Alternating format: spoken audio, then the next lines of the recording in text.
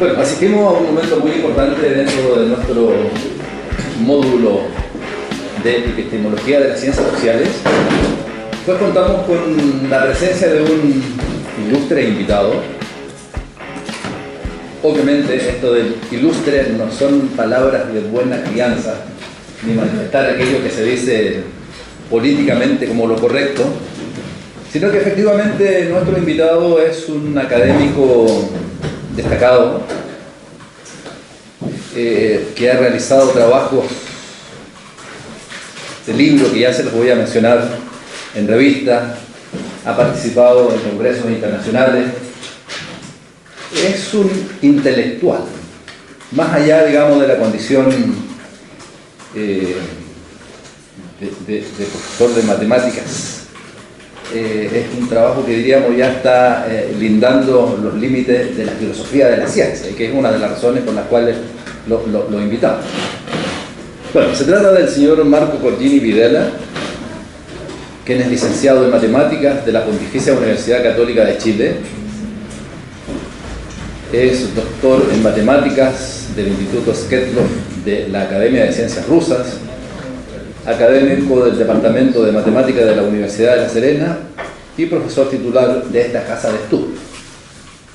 Les digo, él ha publicado numerosos artículos, participa y ha creado junto a Ingrid el Club Cuántico, y tiene entre sus abundantes escritos estos dos libros que los vamos a hacer circular.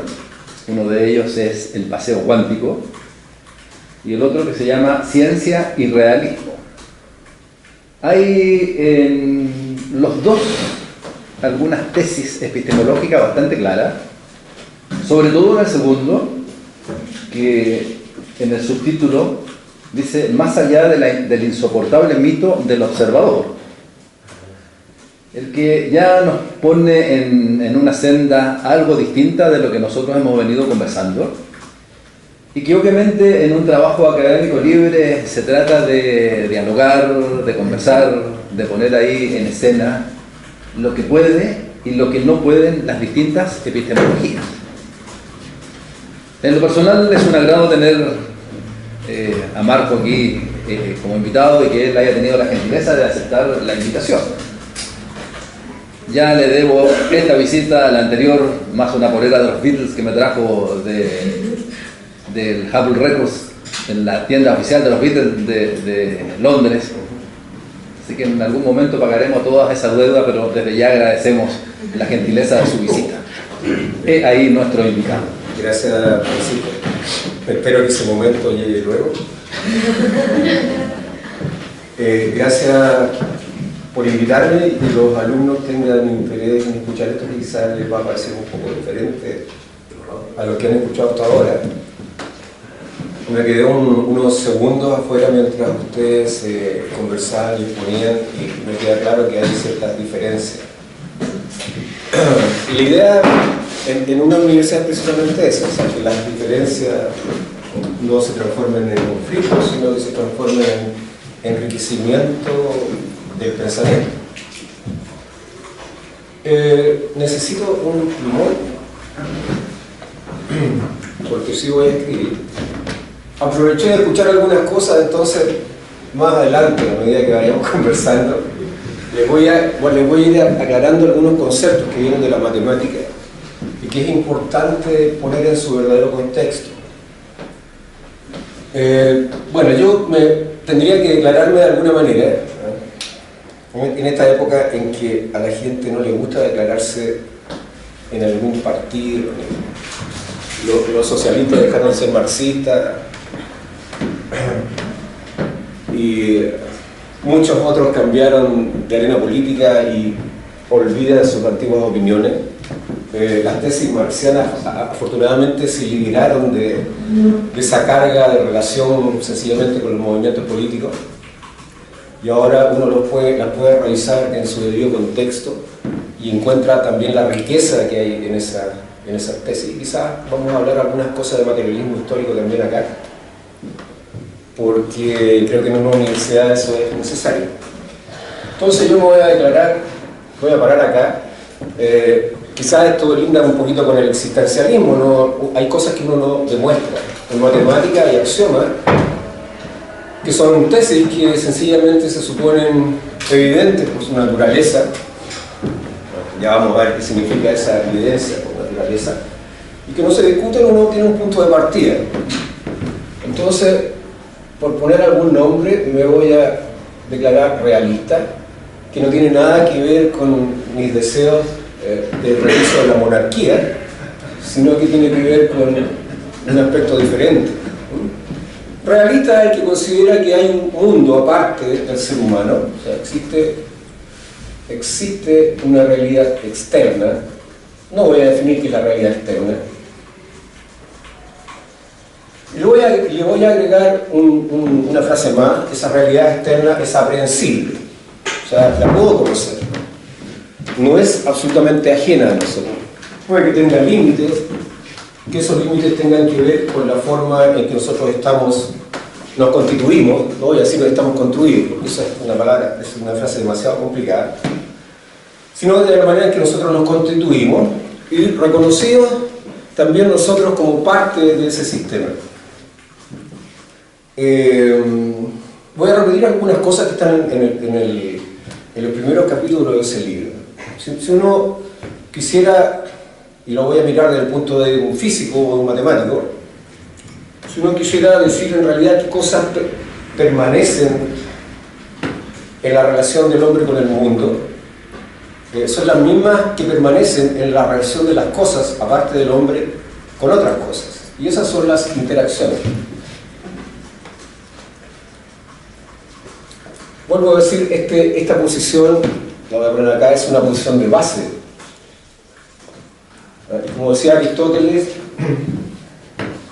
que es un realista, le gusta a uno o no, sería absurdo tratar de demostrar la existencia del mundo. Es algo que aceptamos. Entonces alguien me puede decir, bueno, ¿eso es fe? Sí, probable. Pero ya nos colocamos en un sistema de referencia que es el del realismo. No voy a tratar de justificarlo acá porque pasaríamos días y habría que hacer varios cursos para poder discutir este punto y seguramente no llegaríamos ni siquiera a un acuerdo. Pero la idea es un poco esta. Si las cosas interactúan unas con otras, que es un hecho de la causa, el ser humano también interactúa con otras cosas y la materialización de esa interacción es lo que nosotros llamamos conocimiento. Cuando nos reconocemos como un sujeto aparte del mundo, es decir, las cosas consigo con otras seguramente no analizan esa interacción, nosotros tenemos la posibilidad dentro de algún contexto o de algún sistema de interpretarla de acuerdo a nuestros propios códigos, que no son códigos arbitrarios tampoco. O sea, la construcción del ser humano o de cualquier ser vivo no es, desde el punto de vista del realismo, una construcción arbitraria. O sea, la vida, tal cual la entendemos, es resultado de ese proceso continuo de interacción, de las presiones evolutivas, etc. No es casual. No es casual que veamos como vemos, no es casual que toquemos como tocamos. Hay relaciones que se han producido, y eso es lo que supone la ciencia, por lo menos, que permiten que seamos lo que somos. Obviamente estamos restringidos a cierto marco de referencia y lo que ven nuestros ojos, efectivamente, la pregunta es si eso es realidad o interpretación del cerebro, ¿cierto? Escuché mientras estaba afuera la palabra mente, realidad o interpretación. No sé qué lo estaba diciendo, entonces, no, sin autores. Es complicada la palabra mente. ¿Es realidad o interpretación? Bueno, algo tiene de esto, pero eventualmente si yo me pongo en el contexto realista, esta interpretación debiese ser respecto de algo que efectivamente está ahí. Y esa interpretación es posible hacerla a través de un acoplamiento de mi estructura biológica con el medio externo.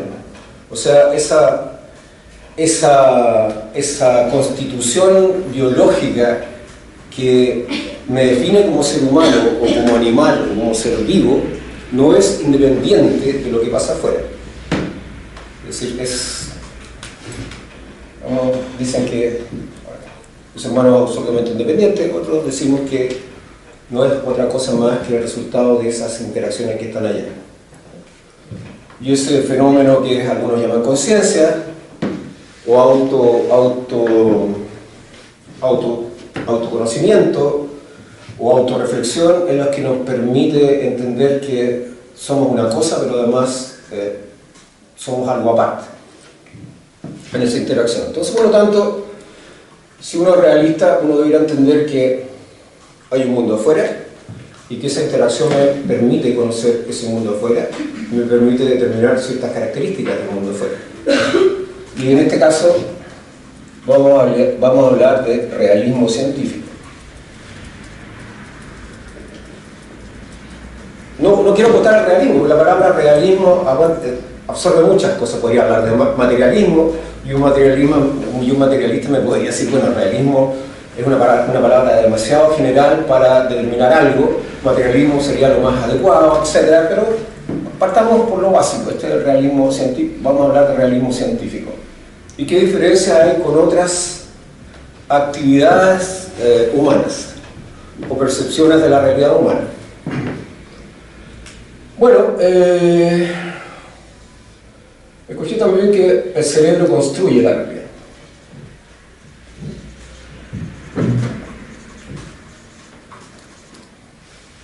Entonces uno debería preguntarse, ¿cómo la construye? ¿Es un proceso que proviene de la nada? ¿Es un proceso automático? ¿O es un proceso biológico? ¿Y por qué la construye si la construye de determinada manera y no de otra? Entonces traje unos pequeños juegos que yo les voy a mostrar ahora para que se entretengan. Y ya que alguien habló de una ranita, les voy a mostrar uno muy interesante. No sé si hacerlo pasar para que lo vean. Entonces tienen que alejarlo un poco y ustedes me dirán si la ranita está sobre el objeto o no.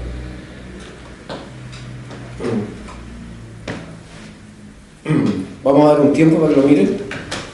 Después les voy a mostrar un truquillo un poco más interesante. Pásale el dedo.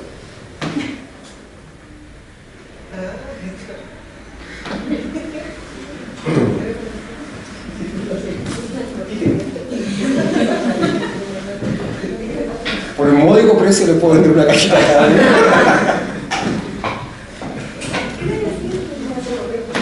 Pero la pueden correr, se pueden meter el dedo. Y díganme dónde está la ranita. Supongan que no podían pasar el dedo por arriba. Esa es la misma ranita a la que hacían referencia recién, se parecía. Esta no está viva, eso sí no se mueve.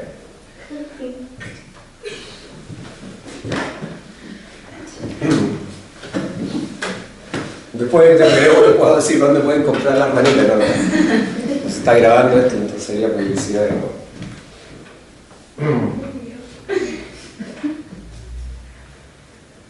Hay unos experimentos que suelen ser presentados en libros, no sé si de neurociencia, pero muy conocidos, en donde se postula que la realidad absolutamente conocida, que la imagen que nosotros obtenemos, por ejemplo, de las neuronas usando microscopio electrónico, en realidad no son las neuronas, sino que es una representación de las neuronas, etc. Bueno, vamos a ver la ranita que puse por acá. Y después les voy a mostrar otro efecto fantástico. No se queden con la ranita, córrenla. Les voy a mostrar otro efecto y vamos a tener una pequeña discusión sobre estos dos fenómenos. ¿Qué son fenómenos? Voy a sacar el otro.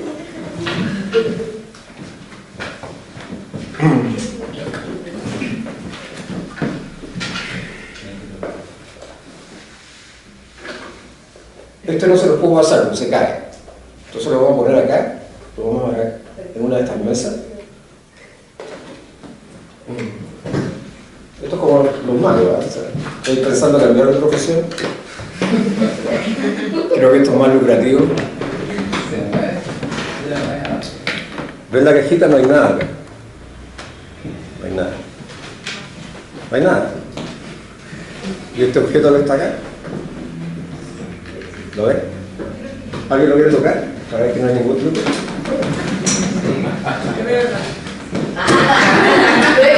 Sí. No es mi imaginación. No es mi cerebro que constructivamente hizo esto. No. Entonces miren, aquí hay un billecito, eso sí. Le voy a explicar por qué después. Fíjense, déjenme ver si estoy bien. Miren.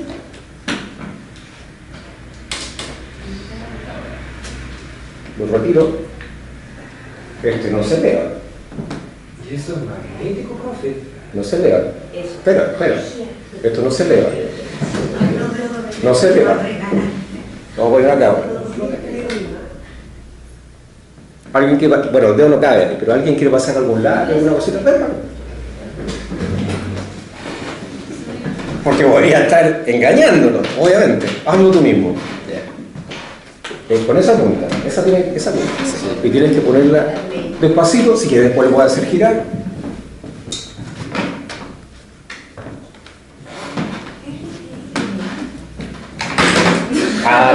Pero si pones la punta equivocada, salís volando hacia la izquierda. Sí.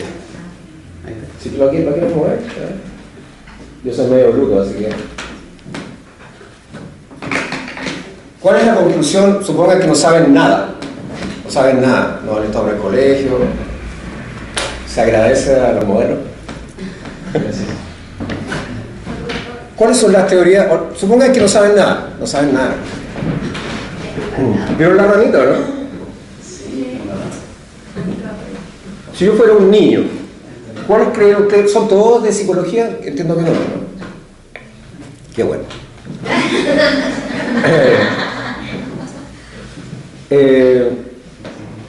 Denme teoría acerca de la ranita y de estos objetos de acá. Si fueran niños, pensando como niños. Además, pensando como en general el ciudadano común, el que no se le olvidó hasta sumar. O sea, que sabe las operaciones elementales y no sabe mucho más que eso. Porque no las necesita. ¿Alguien me puede teorizar acerca de este par de fenómenos? A mí me da la impresión que lo que ocurre con la ranita es una ilusión óptica. ¿Y con este objeto? Si no tuvieras conocimiento de campo electromagnético, si no hubieras escuchado nunca campo electromagnético, ¿qué diría un primitivo respecto de esto? Es magia. Esto es magia. O el tipo que está aquí me está mintiendo y es un truco, pero el modelo acá ha demostrado fehacientemente que no es un truco. Realizó él mismo el experimento. Y si todos ustedes vieron, lo hizo solo, yo no lo hice. Él puso sus manos en el objeto. Hizo así y se movió. Entonces, cualquiera de ustedes puede realizar este experimento otra vez y va a corroborar que esto sucede. Y si lo llevo a otro lado, otra persona en las mismas condiciones experimentales o quizás en otras va a demostrar exactamente que a esa cosa le pasa lo mismo. Entonces, ¿cuál debiese ser la respuesta nuestra? Esto es un... Bueno, la realidad, voy a darle la respuesta inmediata, ¿cierto? Aquí hay 4 imanes, 1, 2, 3, 4, con polos opuestos. Y aquí hay 2 imanes que se repelen. El objeto que está puesto acá, esto tiene montación en este sentido, pero no en este sentido, de manera que si yo retiro este objeto que está acá, el aparato este va a salir volando hacia la derecha. O sea, esto está para retenerlo. No juega otro papel. Ya, entonces, digamos, está el objeto acá, y voy a retirar esto.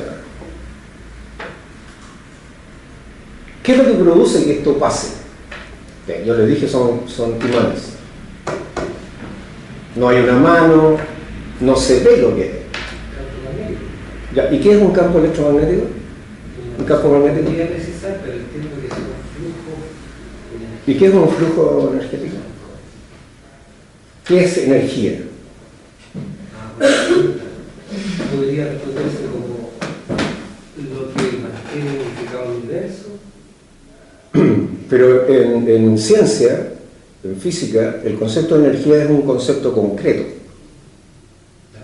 El concepto de trabajo también. Es decir, la ciencia define conceptos que pueden ser medidos en la realidad. O sea, yo puedo establecer medidas respecto de aquellas cosas que quiero investigar. O sea, no puede caber ninguna duda que cuando yo hago una medida sobre eso, y tiene que estar estructurado de tal manera de que tenga instrumentos para medir ese fenómeno. Aquí no hay nada. Cuando ustedes toman el imán que se coloca en el refrigerador, para poner detalle, ustedes sienten cuando van aproximándose al objeto que hay una fuerza que atrae. ¿Sí? ¿No existe la cosa porque no la veo? ¿No existe? O sea, no, la pregunta es, si no la veo, ¿basta la visión, ¿no es cierto?, para determinar que una cosa existe? Porque no la veo, yo no veo el campo electromagnético, no lo veo. ¿Qué es lo que pasa? Lo importante aquí es el efecto. ¿Cómo descubre las cosas del mundo? A través de sus efectos. ¿Cómo sé yo que existe la gravitación? Alguien me dijo una vez, mire, el filósofo Feyerabend es muy asiduo a relativizar la ciencia, y lo fue durante mucho tiempo, hasta que después se arrepintió y empezó a dar otras explicaciones. Esto no es lo que quise decir. Pero como tiene un cierto sesgo anárquico, él disfrutó tratando de demostrar que la ciencia era como cualquier conocimiento. Entonces, si yo quiero... me iba a ese punto, se me había olvidado. Alguien me dijo una vez, ¿cómo sé yo que en Marte hay gravedad? Si yo no he estado nunca en Marte. ¿Alguien me puede decir eso? O sea, se sé que la gravedad funciona aquí. ¿Por qué tendría que deducir que la gravedad funciona en Marte? Alguien que no sabía física. ¿Tengo que estar yo en el lugar para saber que algo pasa o se produce? ¿Qué es lo que me garantiza a mí que esas regularidades se mantienen? ¿Qué es lo que me garantiza que esas regularidades se mantienen? ¿Qué piensan ustedes? Esto es un constructo de la mente. La teoría de la gravitación de Newton es un constructo mental, pero no solamente un constructo mental. ¿Qué otra cosa hay involucrada en ese constructo? La ciencia no solamente es construir modelos, eso es un error. Probarlo. Hay que probarlo, o sea, hay que hacer experimentos.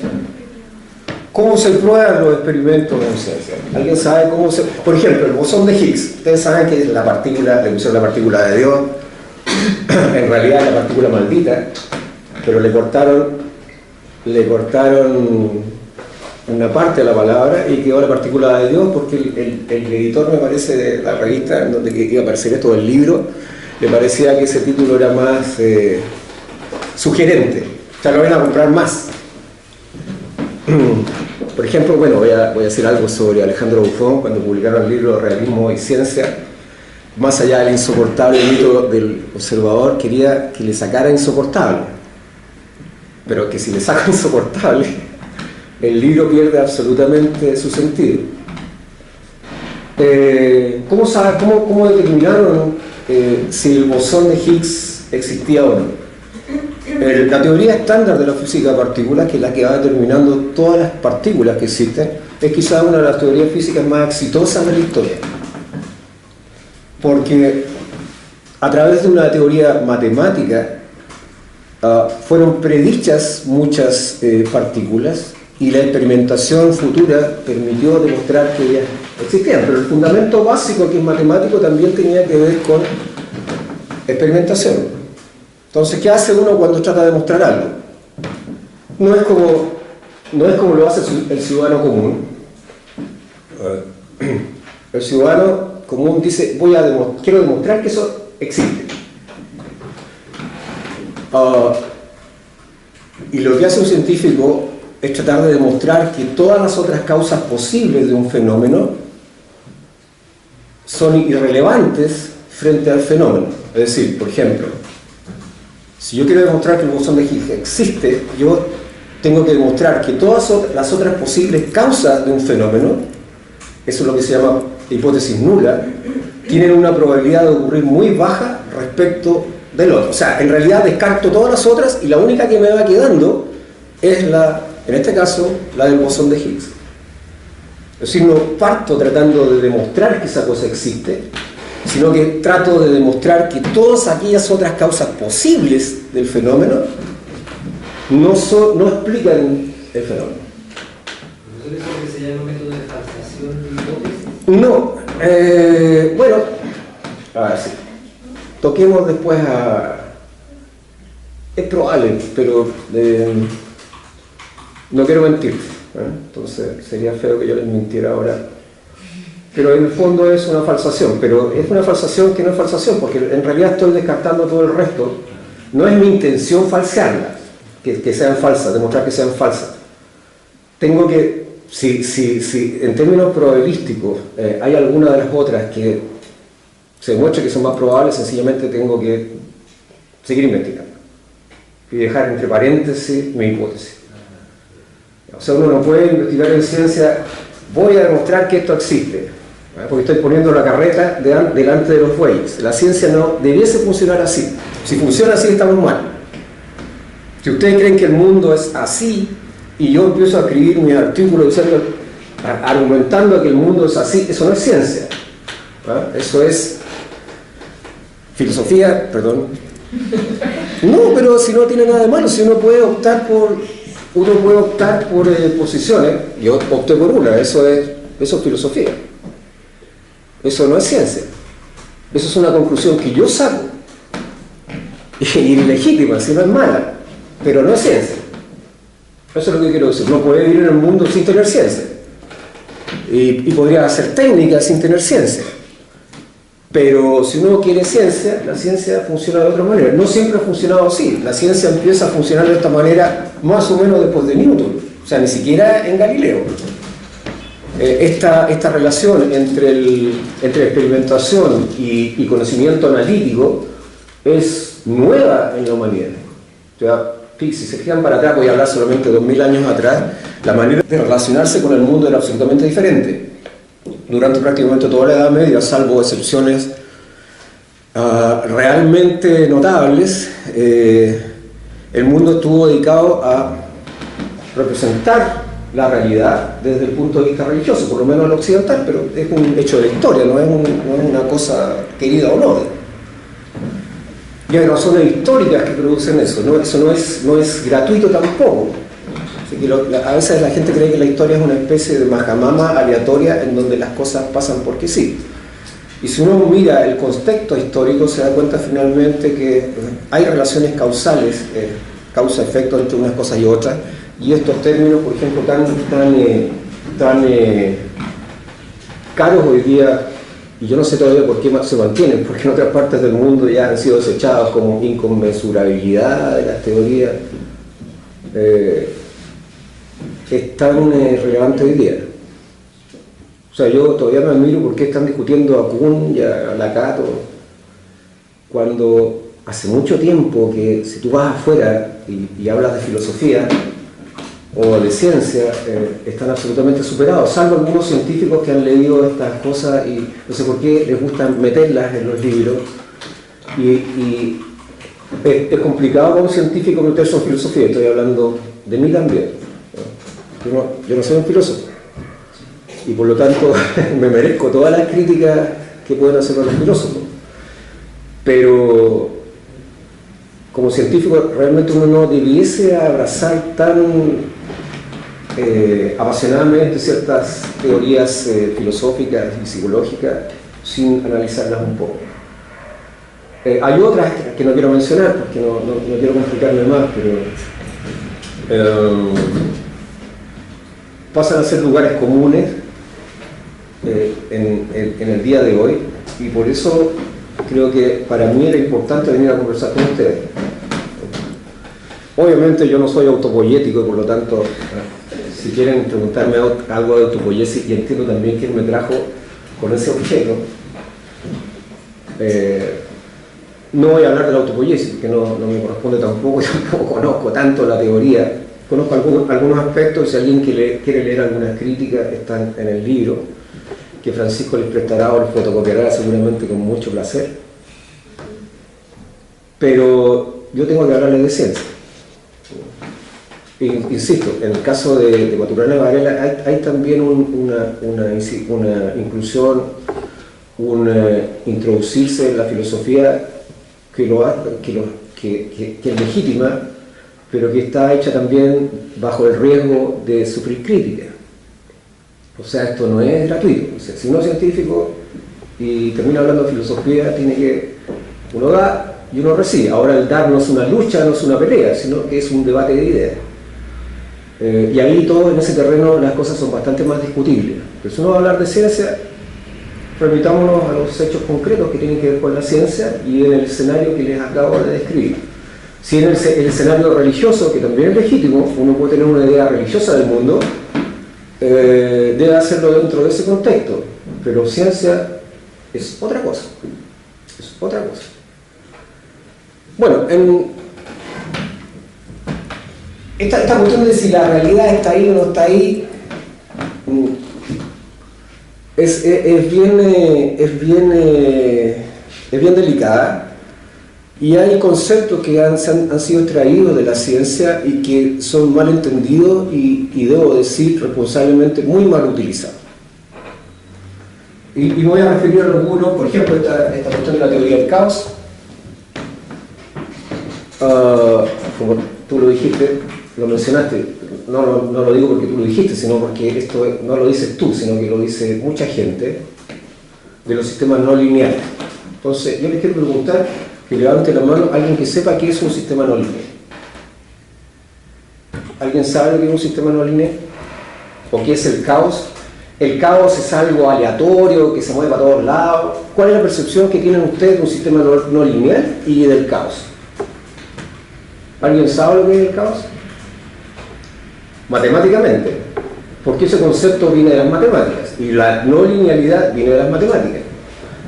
Hay un químico que recibió el premio Nobel, que es Ilya Prigozhin, que tiene una teoría no muy exitosa desde el punto de vista de sus pares, que habla de no linealidad y de caos, etc. ¿Alguien conoce a Ilya Prigozhin? Porque se causó una revolución, esa es una postura filosófica. Bueno, un sistema no lineal, prácticamente todas las teorías que nosotros tenemos tienen que ver con sistemas lineales. Una recta es una variedad lineal, eso es lineal. Casi todas las teorías que uno tiene son aproximaciones lineales, ¿no? Cuando uno mete términos cuadráticos, por ejemplo, en algunas ecuaciones diferenciales, aparece la no linealidad.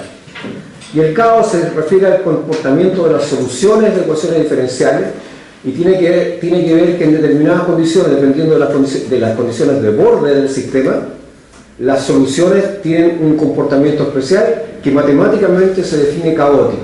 Pero esa es una definición absolutamente matemática. Entonces, cuando uno lee algunos textos acerca de la no linealidad, de la complejidad y de que a veces mezclan incluso lo aleatorio, hay sistemas caóticos aleatorios, probabilísticos, y hay sistemas caóticos no probabilistas, absolutamente deterministas. Uno sabe qué va a pasar con las soluciones de esas ecuaciones diferenciales. Entonces, esta extracción del lenguaje de lo científico, de lo matemático, y colocarlos en un contexto diferente, de repente parece un uso abusivo destinado a dar soporte a una teoría que uno debiese por lo menos revisar, porque la mayoría de las veces no tiene ninguna relación con el concepto básico o el que de la ciencia ha emergido. Hay un conjunto bastante más grande de conceptos que tienen que ver con eso. Yo escuché la mente, ahora algunas preguntas filosóficas acerca de la mente y del cerebro. A alguien se le ocurrió pensar que eventualmente toda nuestra actividad neuronal y aquello que llamamos mente y aquello que llamamos libre albedrío, etcétera, no sea más que una ilusión nuestra y que en estricto rigor somos una especie de máquinas que responden automáticamente y que suelen autoengañarse respecto de sus respuestas con la naturaleza. ¿A alguien se le ocurrió pensar eso?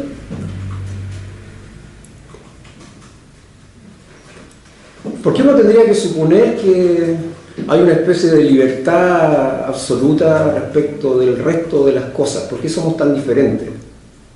¿Alguien? ¿Hay alguna respuesta a eso? Porque nadie ha dicho que no pueda ser así. O que nuestro cerebro, esa cosa que llamamos yo, que en el fondo es la integración de varias cosas, esa cosa que llamamos mente, a lo mejor es una cosa que se diluye, que no existe y es solamente una impresión. O sea, yo estoy hablando con ustedes y tengo la impresión de que ese todo integrado es el yo. Pero si escudriñara y fuera más cuidadoso y más fino, a lo mejor descubriría que esa cosa ni siquiera existe. O sea, yo le estoy respondiendo. Hay unos experimentos famosos que después fueron refutados, entre comillas, y ahí está la discusión de que uno actúa antes de pensar. O sea, que el pensamiento surge después y la explicación surge después del acto. O sea, alguien dijo no, porque hicieron otro experimento y trataron de fundamentar que en realidad eso no era así y que esa aparente reacción después del acto es estadísticamente falsa. Pero podría suceder que una parte de nuestra actitud, y por lo tanto, y tomando en cuenta sobre todo que tenemos instintos, que reconocemos que tenemos instintos, reacciones automáticas, es probable que parte de nuestra relación con el mundo sea una relación absolutamente inconsciente y que las justificaciones sean a posteriori. ¿Te la había ocurrido pensar en eso? Y con eso pierde todo, si eso fuese extendido, cosa que no creo, nos salvamos, cambiaría todo el concepto del ser humano. O sea, ¿qué nos garantiza que el cuento sea así? ¿Cuál es la seguridad que nosotros tenemos de que eso es efectivamente así? Dije, es como el adivino del emperador. ¿Qué hacían los emperadores antes para decidir cuándo iban a la batalla, o los reyes? Tenían un adivino. ¿Cuál era la gracia del adivino? ¿Alguien me puede decir cuál era la habilidad del adivino? O sea, lo consultaban para saber si tenían que ir a la guerra, a qué hora tenían que ir a la guerra, o a quién eliminar. Generalmente esos eran los temas que eran importantes. No sé si han visto estas teleseries turcas donde aparecen los sultanes. ¿Cuál sería la real aptitud del adivino? No, la del adivino, no la percepción general que tenemos nosotros. ¿Cuál es la aptitud real? O sea, ¿por qué el adivino subsistía en realidad? Yo tengo la percepción de que la real habilidad del adivino era entender cuál era la voluntad del soberano, más que predecir el futuro. Es decir, y tratar de que finalmente esa interpretación de la habilidad del rey o del soberano se diera en la práctica y en la acción con éxito. Porque ¿cuál era el resultado final si el adivino se equivocaba? La muerte. Si es de una teleserie turca, le iban a cortar la cabeza. Es decir, la real actitud del adivino era entender los deseos del emperador y en algún sentido ser analista también. Oye, ¿cuáles son las probabilidades de que tomando tales acciones? Tenía que ser estratega, porque si no era estratega, iban a la guerra a tal hora y todos morían, el adivino iba a tener, si no ya en ese tiempo no había ni siquiera ISAPRE y por lo tanto no iba a tener un final muy feliz. Por lo tanto esto es muy parecido. No hay las interpretaciones, hay que separar las interpretaciones en ciertos ámbitos y las interpretaciones científicas tal cual las vemos hoy, son diferentes. Este uso, insisto, de estas malas interpretaciones de los, sobre todo de la intromisión de conceptos científicos de las ciencias duras en ciencias que no son duras, es complicado. Yo no digo que las otras no puedan ser ciencias y que no se pueda hacer análisis en ciencias sociales, en psicología, en educación, etc. La pregunta es por qué tienen que usar conceptos que no son transferibles de una área del conocimiento a otra y no construir sus propios conocimientos sobre la base de lo que esas ciencias son. Ahí hay una diferencia fundamental. Yo tengo textos que me he encargado de recopilar, por ejemplo en el caso de la educación, donde hay barbaridades, y lo digo honestamente y con responsabilidad, grandes, escritas, publicadas en revistas que tienen como editorial, que están indizadas en índices importantes, reconocidos. Esta no es la única vez que eso pasa. Jan Brigmont, le molesta mucho que yo haga recuerdo de esto, es un físico, y Alan Sokal, los dos muy reconocidos, enviaron un artículo a una revista de filosofía de la ciencia hace muchos años. Entonces lo escribieron de tal manera que el artículo fue rápidamente aceptado, sobre todo pensando en el respaldo académico que tenían los dos. Apareció en la revista muy connotado, y después de que apareció publicado el artículo, las dos personas enviaron una nota explicando que habían escrito pura tontería. Pero tenían repleto el artículo de conceptos científicos relacionados con conceptos filosóficos, citaban a connotados filósofos de la época, y bueno, una respuesta airada de muchos, sobre todo filósofos franceses, no quiero personalizar, pero eran filósofos a los cuales no me gusta calificar a la gente, pero están calificados como postmodernistas. Y le explicaron que su intención era precisamente desenmascarar los textos abundantes que existían y que tenían que ver con el uso de conceptos científicos en filosofía desde un punto de vista raro. Bueno, eso motivó mucha controversia, respuestas airadas de los grandes personajes.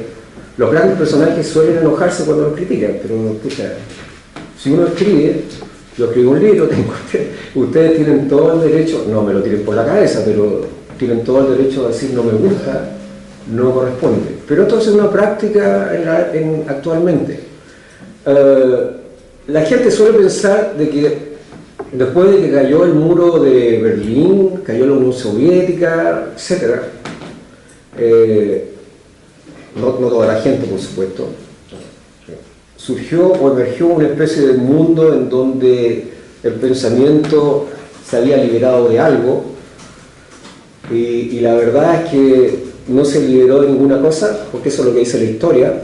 Lo que sí ocurrió es que el pensamiento que prevaleció es unilateral y nos ha dejado sumidos en un solo diálogo de ciegos, sordos y mudos. Si ustedes se fijan, es muy difícil, por ejemplo, hacer críticas económicas. O sea, el sistema funciona fantásticamente bien. Las razones no son científicas. O sea, uno puede tener opiniones científicas respecto de cuestiones económicas, estructurales, dar las razones, pero generalmente la respuesta que se da, no, esto funciona fantástico, porque esto tiene que ser así, porque lo otro no funciona. Hay corrientes de pensamiento que se borraron durante muchos años de la historia de este país y de la historia de muchos otros países, que son parte de la cultura universal y que afortunadamente ahora comienzan a repensarse, y que son valores universales y que están más cerca de la ciencia de lo que hoy día tenemos, sobre todo en materia de ciencias sociales, de concepciones sociales. Afortunadamente Chile está recuperando un poco el camino que extravió, y no sé en educación porque no soy un experto en educación, pero yo les aconsejaría que estudiaran, además de los autores, que se les enseñan otros. Teníamos un auxiliar nosotros que en el departamento de matemática, yo soy director del departamento de matemática de la Universidad de La Serena. Él estudiaba servicios sociales en las noches. Tenía todas las facilidades para estudiar servicios sociales. Y una vez me trajo un texto. Él había llenado era una especie de prueba en un trabajo. Yo empecé a mirar los autores de los trabajos. Mi madre fue asistente social, entonces estoy comparando el estudio de ella con el de este joven que muy esforzadamente sacó esa carrera. Y miré el texto y era absolutamente tendencioso. Le dije, oye, pero tú vas a ser asistente social, vas a tener que tratar con personas. Yo tenía una concepción de la asistencia social absolutamente diferente. Me da más la impresión de que estaba estudiando ingeniería comercial que asistencia social. No tengo nada contra los ingenieros comerciales, pero no son asistencia social, en mi concepto. Entonces le dije, pero mira todos los conceptos que están acá. Y están los autores, etc. No tienes espacio para disentir respecto de los textos que están acá. No, es que yo tengo que contestar exactamente lo que dicen estas personas. Y la universidad no es eso, es todo lo contrario. O sea, esa es una educación sesgada. Se lo estoy diciendo que tiene relación con la ciencia, tiene relación con todas estas cosas que les estoy comentando ahora. Estoy tratando de que la charla no sea como la anterior, que sea estos monitos ahí, le expliqué todo lo de la física de partículas, pero no sé si todo entendieron. No es mi intención ahora. Mi intención es decirle primero, mandarle ciertos mensajes. Primero, que la ciencia es una cosa que tiene ciertos rasgos bien definidos, por lo menos las ciencias duras, que las ciencias humanas tienen legítimo derecho a existir, pero que desde mi perspectiva tienen que existir dentro de sus marcos y establecer sus medios y sus métodos de investigación particulares. No es física, ¿verdad? No puedo sacar de contexto aquello que está en una ciencia determinada y traspasarla a otra sin tener un fundamento. Si alguien me dice que los sistemas no lineales, que ese cuento lo he escuchado en todas partes, no fue aquí. Ese es un diálogo y un discurso que Jan Brickman y Alan Sokal dejaron muy bien establecido cuando escribieron, después de su artículo, un libro que se llama Imposturas Intelectuales, que ustedes pueden descargar de internet. Por imposturas intelectuales no necesitan meterse en ninguna de estas páginas rusas en donde hay muchos, no estoy pasando ningún aviso ilegal, en donde uno puede bajar todo lo que se le ocurra, porque los rusos suben todo, ¿cierto? Qué acto más democrático. Y sin cobrarle un peso, ustedes bajan, si es que no los pillan y no los detienen en la frontera después en Estados Unidos por robo intelectual o sobre el estilo. Lo pueden bajar, si alguien no quiere ver, y si alguien quiere mi mail, después yo le digo dónde lo paso. Sería bueno, es bueno que esas cosas se lean, porque finalmente develan lo que está pasando. O sea, la gente, a mí me admira, incluso en colegas míos, el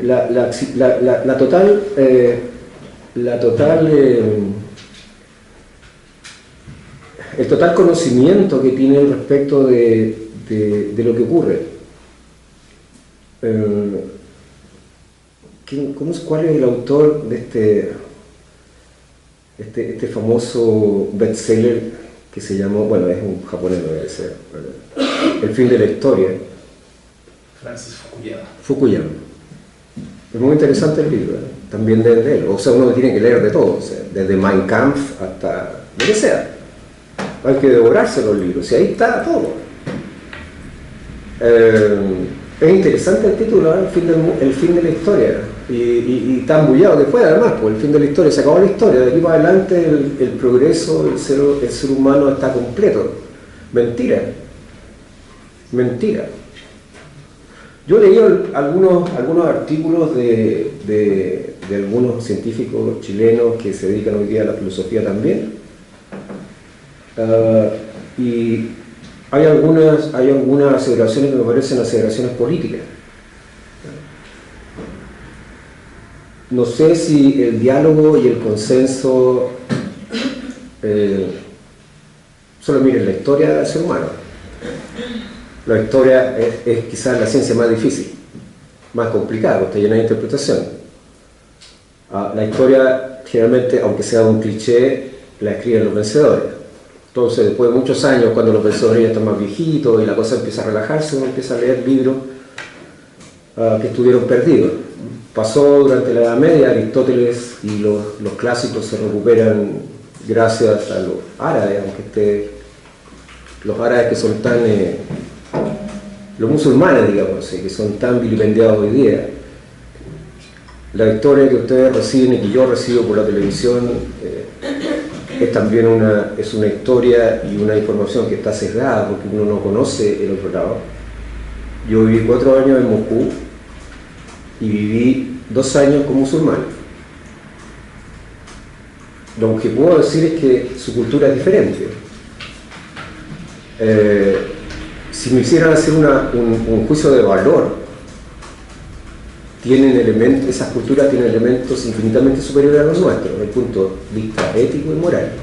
Moral, no de la moralina, solo por mencionarle algunos hechos. Ya me salí un poquito del tema, me disculpo. El respeto por los viejos, por ejemplo. El mantener estas familias extensas que nosotros ya no tenemos. A nadie se le ocurriría mandar un anciano al asilo. A nadie. O sea, son pecados. No solamente de los musulmanes, ¿no? Generalmente estas culturas orientales son más respetuosas con sus viejos y con sus niños que nosotros. Tienen un concepto de la ética y de la palabra que nosotros no tenemos. Porque tú me puedes decir, oye, mañana nos vemos.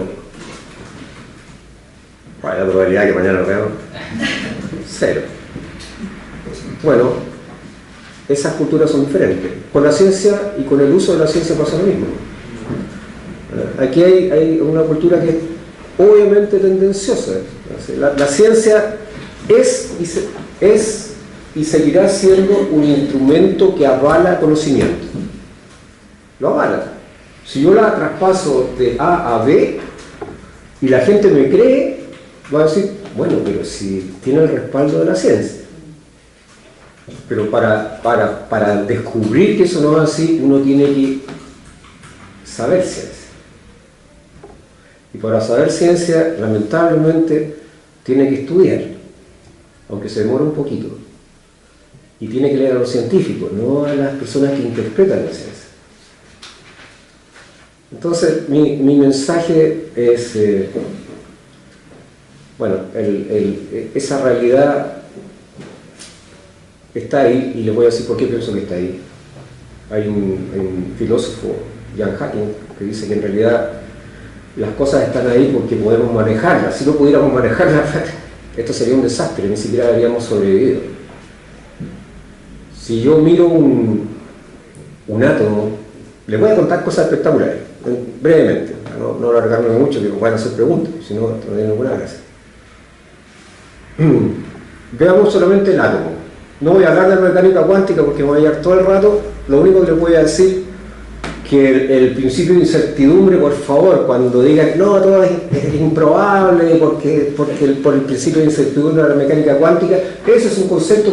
La mecánica cuántica es una teoría fenomenológica de la realidad matemática. Tiene sus restricciones. Eso es la mecánica cuántica. Ninguna cosa más. No se puede deducir ninguna cosa más respecto de la realidad. Ni la transmisión del pensamiento, de los cuales hablan algunos textos pseudocientíficos, ni nada que se le parezca. La mecánica cuántica es un modelo que se ajusta a la realidad por motivos bien específicos. Y los motivos bien específicos sería imposible describirlos acá. Pero así es. Ha permitido manejar el átomo. Hace poco hicimos un programa del Club Cuántico en donde hablamos de la energía nuclear. Pues, otro mito. La energía nuclear es mala porque contamina y porque sí, y porque es radiactiva. Ya. Francia, Inglaterra, España tienen prácticamente toda su materia energética usando energía nuclear. Chile es un país enorme. Los sistemas que son más ambientalistas para producir energía, no son suficientes. La energía solar no es suficiente para producir energía para un país. Imposible, no lo van a hacer jamás. Es un mito. Si no se quiere construir centrales hidroeléctricas porque dañan la ecología de un sistema, eventualmente van a tener que construir centrales nucleares. No hay otra alternativa. De una cosa podemos estar seguros.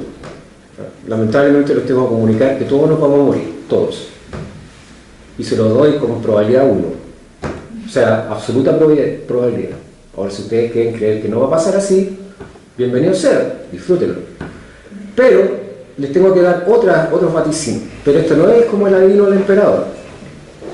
La Tierra tiene sus días contados, no mañana. O sea, no se van a levantar mañana y esto se va a haber acabado. Pero se va a acabar en algún momento. Va a haber glaciaciones, otra vez. Bueno, con el hombre o sin el hombre, con la intervención humana o sin la intervención humana. Y el hombre, ¿qué va a tener que hacer? ¿A quién va a tener que recurrir? ¿A los adivinos? ¿A quién tiene que recurrir el hombre en ese caso? A la ciencia. No tiene otra alternativa. La única manera que tengo para sobrevivir, y eso lo decía Carl Sagan, el conocimiento que no tienes, al faltarte conocimiento, el que te falte conocimiento puede ser una causa de tu extinción. No sé, un biólogo conocido que también tuvo en el programa El Club Cuántico me dijo: estoy aburrido porque esto ya parece una cuestión política, no parece ciencia. Mandaban artículos, esta cuestión de que la mano del hombre afectó la naturaleza y las catástrofes vienen ahora por nuestra culpa, y porque baje seguramente hay influencia, no lo voy a negar, y porque baje el índice de contaminación, esta cosa va a mejorar un poco, eso no nos va a ver la catástrofe. Mandaron artículos, me lo comentó el mismo, a revistas importantes y se rechazaban porque sencillamente no estaban dentro de la línea editorial del journal. ¿Eso es ciencia? O sea, que si los científicos empiezan a caer en eso, tienen que revisar todo. O sea, ¿estamos hablando en serio o estamos hablando de lo que queremos? ¿Estamos adivinando el deseo del emperador y las personas que llegan a los países? ¿Estamos guiándonos solamente por las estadísticas? Miren ustedes los juicios, por ejemplo. A hablar de ciencia otra vez. Hace poco hubo un juicio muy bullado de la persona a la que le sacaron los ojos, ¿no es cierto?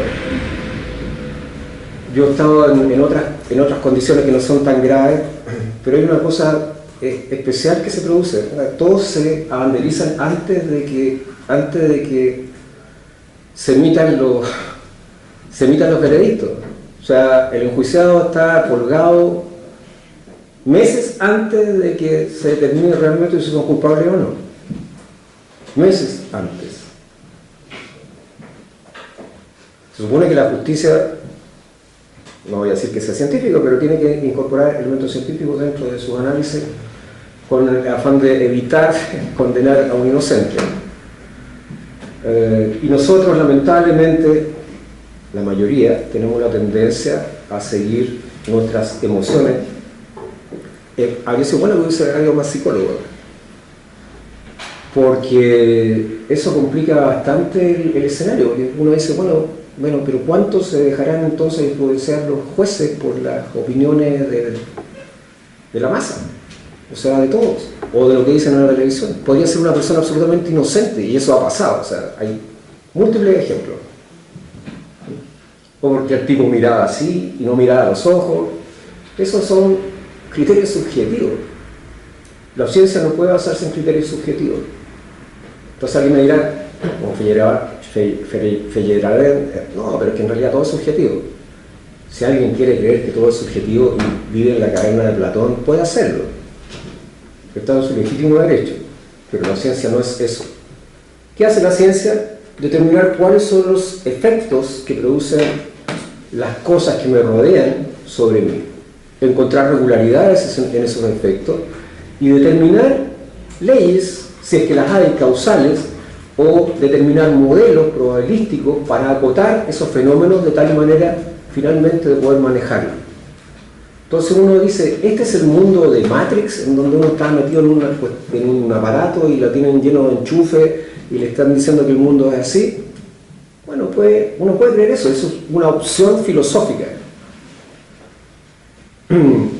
Puede relativizar tanto el cuento que pensar que un asalariado que gana 200.000 pesos en un cierto estado, no quiero personalizar con y uno que gana, no sé, 20 millones de pesos al mes por un trabajo que realiza, no tiene ninguna diferencia y que en realidad esta cosa está excelente. ¿Se puede pensar eso? Yo no creo que sea tan relativa la cosa, ¿no? No creo que la historia sea relativa, no creo que uno no pueda analizar los procesos y encontrar hechos causales que determinen ciertos actos o ciertos hechos y finalmente tomar una posición como esta, realista, o como quiera que se le llame, y tomar una posición con respecto a las cosas. Finalmente, en el mundo de las transacciones humanas, más allá de la ciencia, nosotros siempre estamos tomando decisiones y siempre estamos tomando una posición. Si uno cree que no la toma porque no dice nada, está equivocado. Hay un libro muy bonito de Hermann Hesse. En realidad es un libro grande, pero tiene un cuento que se llama Los ojos del hermano eterno. Es un rey que condena las minas de sal a uno de sus súbditos, por algún motivo. Y el súbdito le dice, él pensaba que era magnánimo, entonces lo condena a la mina de sal cuando va a estar muerto. Y el condenado le dice, has hecho lo peor. No solo no eres un juez magnánimo, sino que eres un juez déspota. Me condenaste, habría sido preferible que me hubiese condenado a muerte y no a las minas de sal, porque me condenas a una eternidad de sufrimiento. ¿Qué hace entonces el rey? Como era magnánimo y en realidad pensaba las cosas, dijo, bueno, tiene razón. Y lo que hizo fue despojarse de su vestimenta, disfrazarse y actuar como ser humano corriente. Además de tener el peso de que sus acciones finalmente producían efectos que él no quería que se produjeran. Bueno, la historia es muy larga, pasa mucha historia y finalmente lo que deduce es que incluso termina viviendo como un ermitaño, un sabio, y finalmente lo único que deduce es que ni por un momento se liberó, incluso siendo un ermitaño y aislándose del mundo, de sus acciones. O sea, entre sus acciones estaba también el no hacer nada, el no hacer un intento absoluto por cambiar nada. Es decir, estamos condenados a la acción y al posicionamiento. Si uno es un científico, ¿ustedes creen que yo no tengo idea de política? Porque la ciencia es una especie de cosa amorfa, es falso. Si usted le pregunta a un científico, oye, ¿tú eres religioso? Es que no sé, que yo en eso no me meto. Eso es falso. Eso es falso. Cada uno, algunos serán religiosos, otros no, y tendrán sus razones. Otra cosa diferente es que no quieran decirla. Y que tengan ideas políticas, también tienen ideas políticas. Y eso tiene que ver, insisto, con el mundo de las transacciones humanas. De ahí no nos libramos. Pero lo que les quiero decir finalmente es que es una posición que ustedes tienen que adoptar. Y si quieren optar entre realismo u otra opción, es una posición filosófica. Yo lo único que puedo recomendar es que no confundan ciencia con pseudociencia, ni aun cuando lo diga un científico. O sea, no sacralicen las concepciones filosóficas de un científico, sea yo o sea X. No estoy hablando de nadie. Analícenla y si quieren entender si científicamente eso sí tiene sentido, van a tener que estudiar. Eso sí. Solamente desde esa perspectiva van a entender si una posición fue filosófica o política. Y finalmente la decisión la van a tener que tomar ustedes. O sea, si alguien dice, mira, que el cerebro produce esto y esto y esto y esto, pregúntense si hay un sustento científico real para decir eso. Y cuáles son las opciones y las otras alternativas respecto de eso. Porque les aseguro que las frases grandilocuentes tiradas al espacio generalmente tienen respuesta. sea, muchas teorías, como la de Prigozhin, por ejemplo, recibieron la respuesta de sus pares. Lo que pasa es que eso no se sabe. Y para finalizar, me están mirando, para que puedan hacer todas las preguntas que quieran, si alcanzamos. Les quiero agradecer el que me hayan invitado. Siempre es un placer venir. Espero que los juegos les hayan gustado. ¿La ranita? Sí. Allá está, a tu lado. No, sí está acá. Y le quiero agradecer a Francisco que me haya invitado esta vez. Traté de poner menos monitos en la pizarra porque cuando vi el video la otra vez se nos agobié con monitos y con figuras. Pero espero que les haya gustado y que quede solamente la motivación de seguir estudiando. Los felicito por estar en este programa y ojalá haya sido diferente este diálogo respecto a los otros diferentes, porque eso es lo que él pretendía. Eso. Muchas gracias.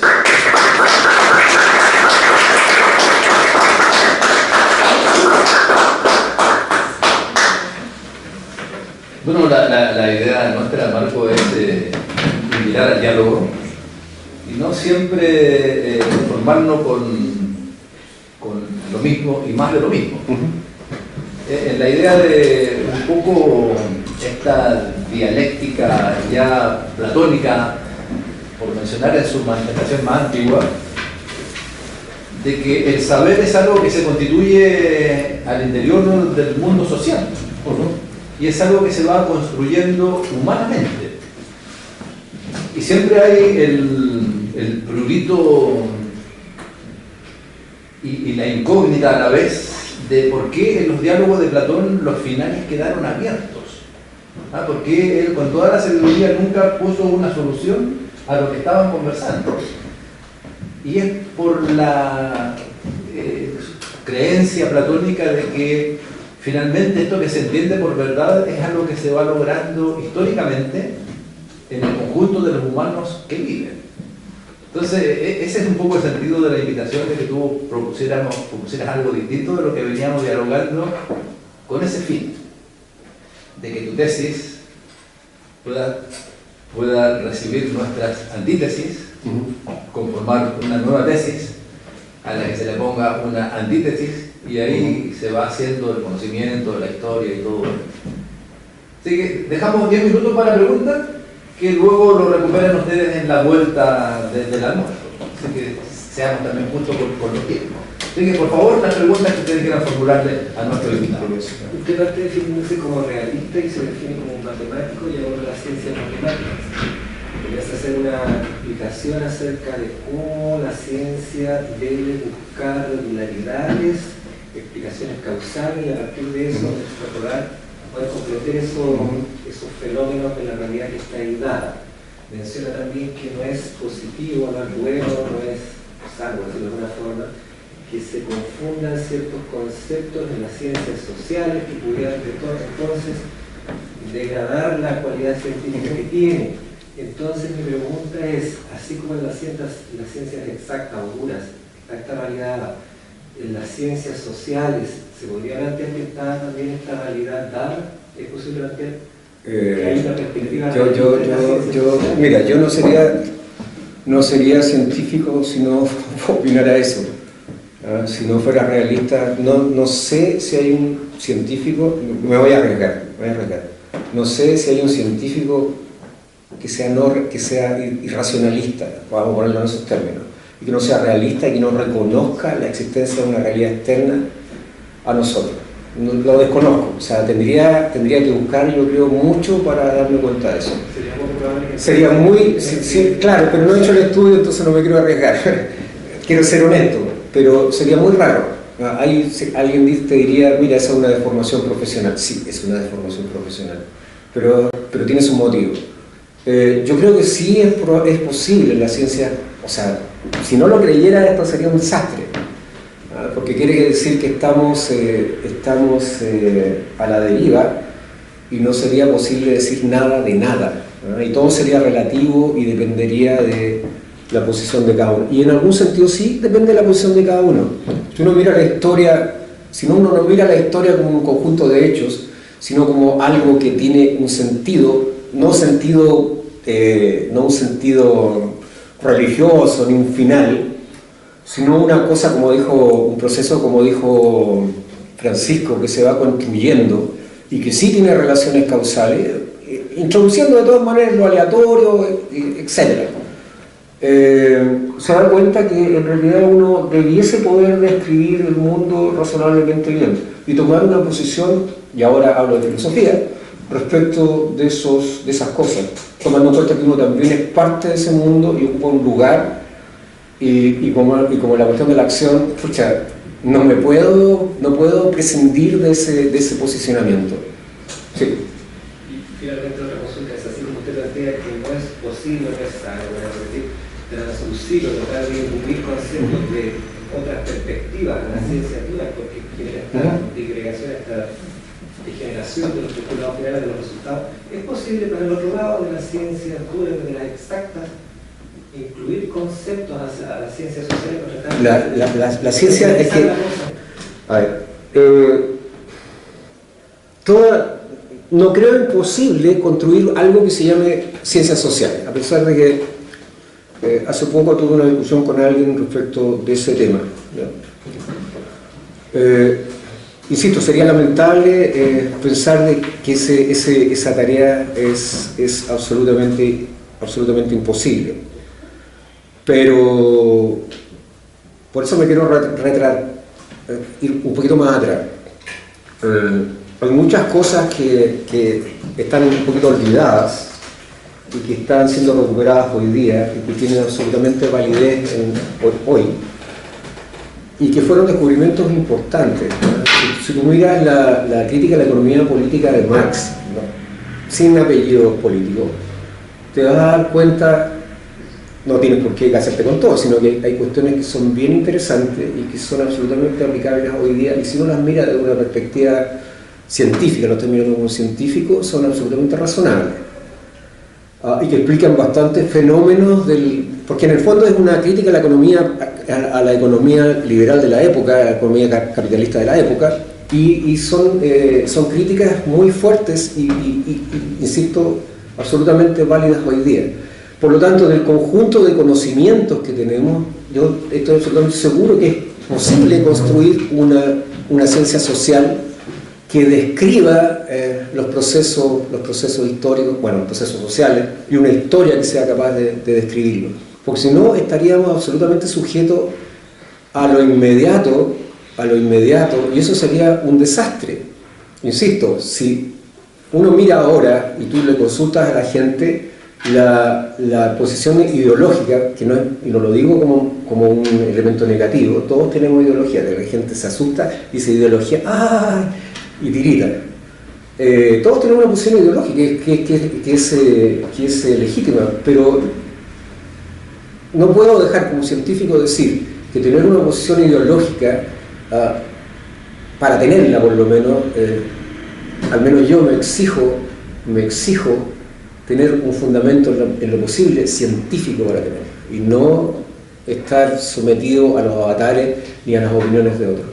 Y lo último, para el próximo compañero, ¿hay algún intento de modelizar, así como modeliza las ciencias matemáticas, objetos de estudio, que pudiera acercarse a esto que usted plantea? Es que existen varias alternativas desde el punto de vista de la historia, pero yo la verdad no soy un experto en historia, pero las principales críticas todavía son que en realidad no constituyen una ciencia como tal.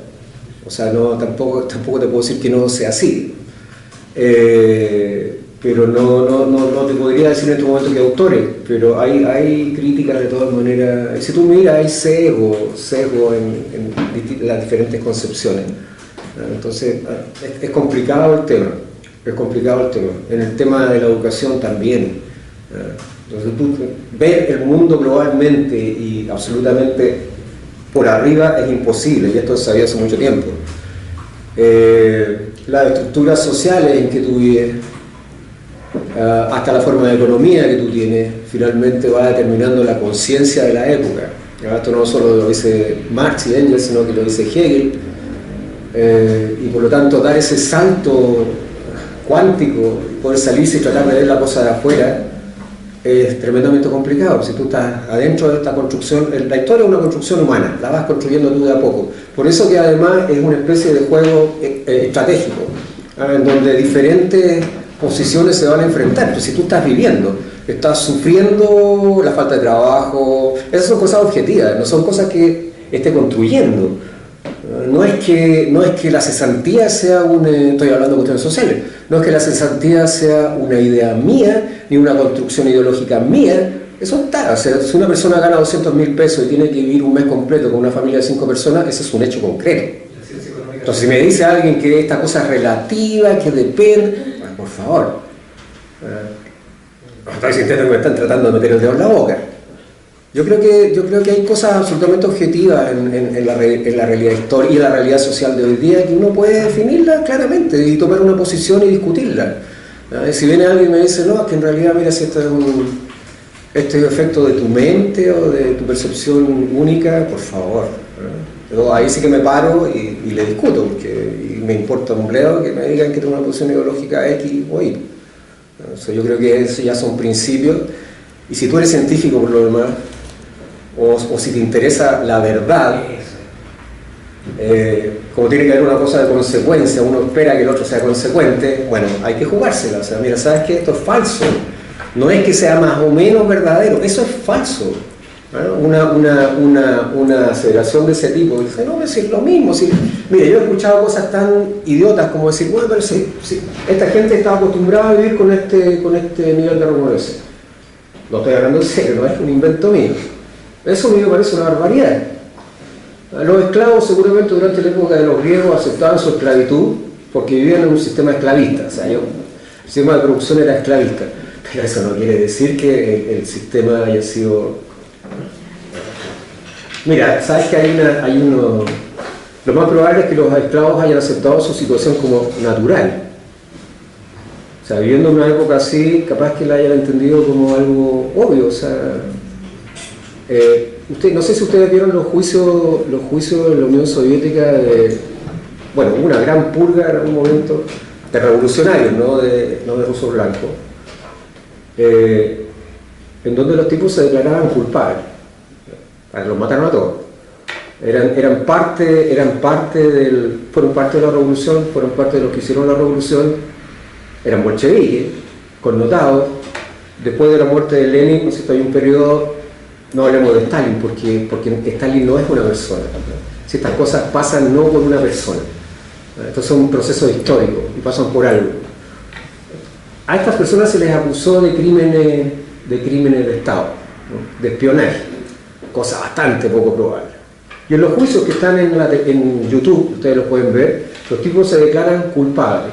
¿Ustedes creen que alguien que sabe que va a ser condenado a muerte se va a parar en un estrado y se va a declarar culpable sabiendo que ni siquiera va a tener perdón?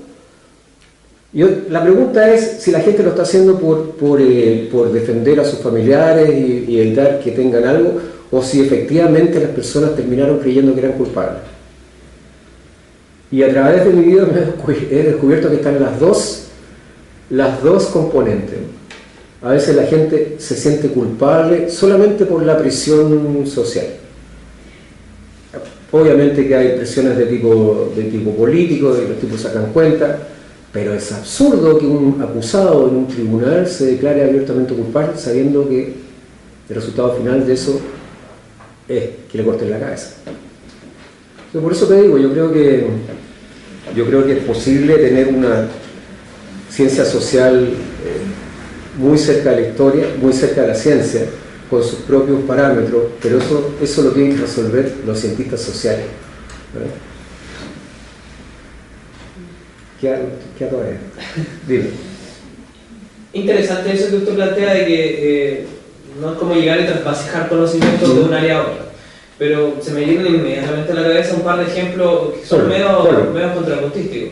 Yo entiendo que, por ejemplo, Erwin Schrödinger, porque lo considera una figura súper importante en el desarrollo de la mecánica cuántica, de la física cuántica, premio Nobel y todo lo demás, en algún momento se dedica a la filosofía y empieza, no sé si haya publicado libros, pero sí sé que no se publicó el libro, que hizo charlas y todo lo demás, pero quiero que me dé su apreciación también en contrapunto con Porque usted dijo que podríamos empezar a pensar de que la ciencia es ciencia propiamente tal, a partir de Newton, y Newton en realidad la gran publicación científica de Newton de hecho se llamaba Principios Matemáticos de la Filosofía Natural, o sea, él mismo... Es que la filosofía y la ciencia no nacieron separadas. Por eso, entonces, él mismo le llama filosofía natural a lo que finalmente después se va a convertir en física. ¿Tú sabes que yo soy doctor en filosofía? No. Es que sí, ese es el grado académico de... Sí. Ya entiendo. Y lo PhD quiere decir doctor en filosofía. Yo soy matemático. La ciencia... Pero te dejo terminar la pregunta mejor. Claro, o sea, ¿cómo se da si decimos que Newton parte de una filosofía natural que después se convierte en lo que hoy día conocemos como física y después en un punto casi límite, porque la mecánica cuántica revolucionó mucho de los aspectos newtonianos, Schrödinger desde la física después se va a la filosofía, entonces, ¿cuál es su opinión respecto a eso? La pregunta, ¿cuál es mi opinión respecto a eso? O sea, claro, ¿cómo? Todos los filósofos, si lo que pasa ahora es rarísimo, la gente que hace ciencia no habla de otros temas que no sean sus temas específicos, y eso es una barbaridad. O sea, ándate a todo el periodo del año 25 hasta el 60. ¿No? Me habría encantado hablarles de otros temas. A ver. No hay ningún científico de la época que yo recuerde que no haya puesto sus concepciones filosóficas en la mesa. No hay ninguno, no solamente Schrödinger. Heisenberg también escribió libros, yo no concuerdo con ninguna idea de Heisenberg, ni una. Niels Bohr también, que son legítimas, pero son concepciones filosóficas respecto a la misma mecánica cuántica. Sí, pues sí, cada uno en su ámbito, porque son además diferentes. Las concepciones de Heisenberg están más cerca del empirismo que de otra concepción. Y hay concepciones como Pauli que son absolutamente esotéricas respecto a la mecánica cuántica. Y absolutamente discutibles. Y durante la historia de la ciencia reciente han existido muchas manifestaciones y discusiones respecto de los contenidos y los resultados de la ciencia, que provienen de los mismos científicos. Hoy día parece un pecado que un científico haga filosofía. Sí, es legítimo. Lo que pasa es que nadie se atreve. Ese es el punto. ¿No? Yo puedo llegar a decir, mira, ¿sabes qué? Yo soy ateo. Entonces, bueno, tengo todo el legítimo derecho a decir que soy ateo, que no soy creyente. No soy agnóstico, soy ateo. No. Esa es la palabra. Cuando he dicho eso, me quedan mirando así como, no puede ser agnóstico, pero no puede ser ateo. ¿Qué es eso? Yo tengo que dar una lata de explicación acerca que no soy un pecador que asesina gente, ni soy partidario de los genocidios. Hay un concepto moral metido detrás de eso que me parece absurdo. Está lleno, y fíjate que yo tenía mis colegas que estaban, cuando yo estudiaba matemáticas, estudiaba en la Pontificia Universidad Católica de Chile. Yo terminé estudiando en la Unión Soviética. La mayoría de las personas que estudiaban ahí no eran católicas ni creyentes. Y yo terminé estudiando en la antítesis pero eso tampoco me decía nada. ¿Por qué me fue a la Unión Soviética? Porque allá es espectacular conocer una cultura como esa, diferente, o sea, no era lo mismo, y no es lo mismo. Y aprendí que esta cuestión de las religiones tampoco es blanco y negro. La religión tampoco es lo que los pueblos, porque a veces la religión, ¿qué quiere decir religión? Religare, juntar. A veces la religión puede ser tremendamente importante para liberarse. Entonces, esta cosa no es blanco y negro, no son A y B, ¿no? Sino que tiene tremendos matices. Depende del posicionamiento que tenga uno y lo que quiere hacer con los instrumentos que tiene. Y con la ciencia también.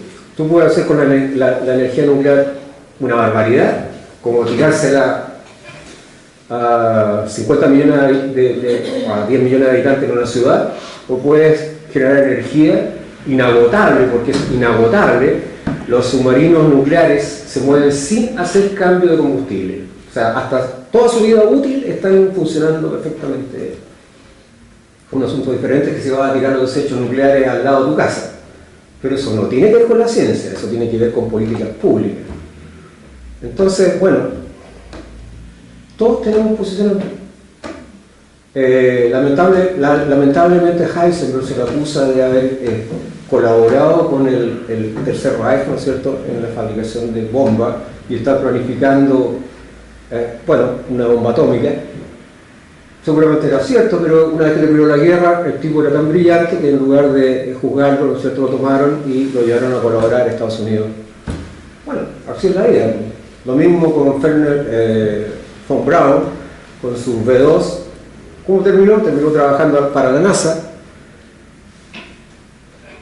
Si los científicos son... hay un connotado científico, no lo voy a nombrar, que dijo después de que tiraron las bombas en Hiroshima y Nagasaki que se había sido un interesante experimento. Los científicos son seres humanos igual que todos.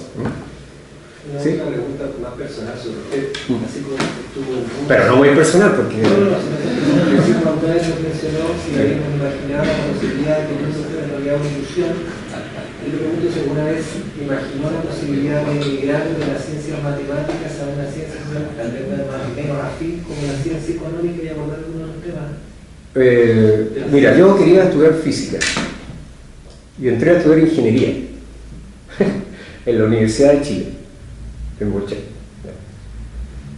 Hice los cursos del plan común, que son solamente los cursos del plan básico, son ciencias básicas. Y después cuando empecé a estudiar los cursos que eran de la carrera, dije yo, no puedo seguir.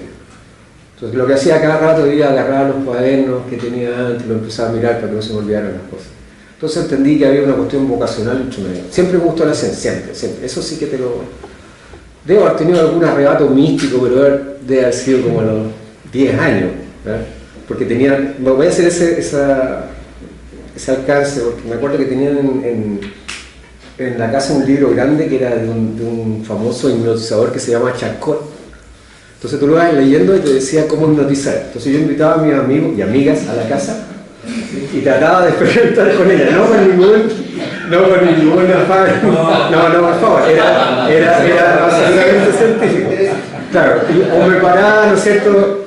Empecé a leer, había otras cosas, por ejemplo, esta cuestión de los brujos hablan de los San Rampa, y los leía. Entonces decía, llegaba, me subía a la micro, aquí no se llama micro, y empezaba a pensar en la persona que iba adelante y le transmitía y esperando que se diera vuelta y me mirara. Bueno, nunca me resultó. Ni el hipnotismo, de haber sido muy malo, no seguí bien las reglas, ni me resultó tampoco lo otro. Y esto es cierto, ¿no? Un día agarré los libros y dije, esta cuestión no me sirve para. Eso fue lo que dije. Tal cual, te lo estoy diciendo tal cual, esto no es un invento. ¿Sabes qué? Estas cosas son basura. Y me puse a estudiar matemáticas. Y descubrí, esto es notable, porque descubrí tenía que dar la prueba.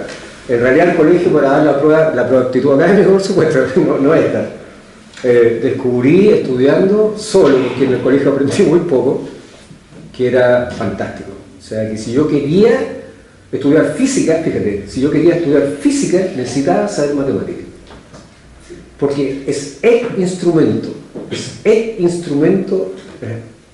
está biológicamente, es un instrumento biológico más que cualquier. Nuestra biología está preparada para eso.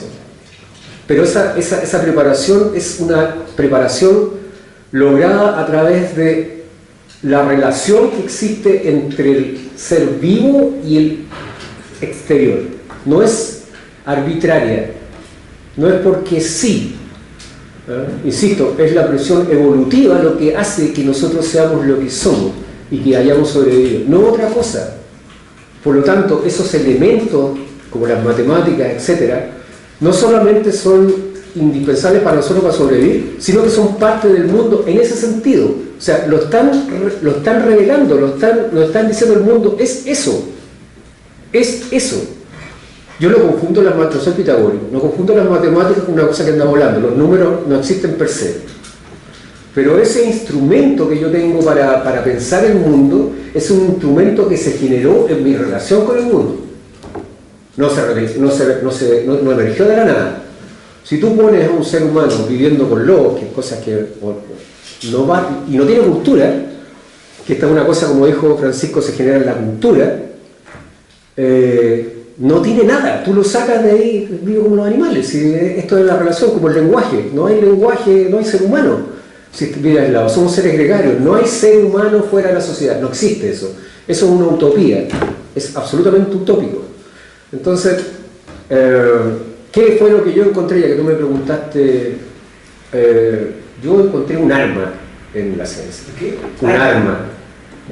No solamente un arma para entender el mundo, es un arma para defenderme también de las inconsecuencias de la información que yo recibo del mundo y de la sociedad, y es un arma para modificar el mundo principalmente. O sea, esta herramienta es una de las herramientas más poderosas que ha generado el ser humano para modificar el mundo. Aunque ustedes no lo crean, el avance los últimos 200 años comparado con el resto de la existencia de la humanidad es impresionante. Es impresionante. Yo quería convencerlos con cosas específicas, pero ya que era demasiado desgastante para ustedes. O sea, me van a decir, este viene a contar cuentos.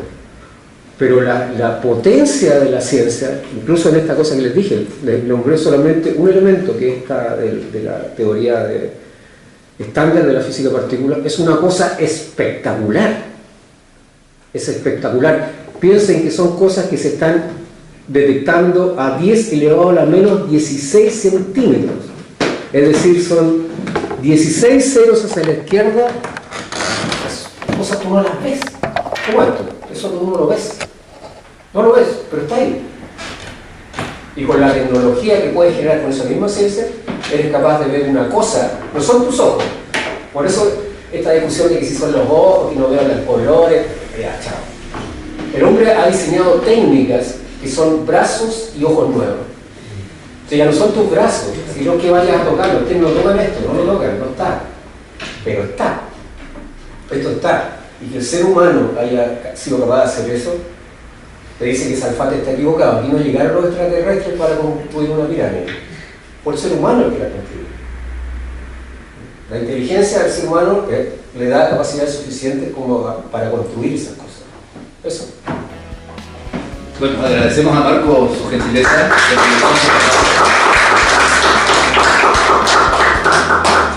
Y en buena hora nos aprendió hipnosis y se hizo profesor de matemáticas.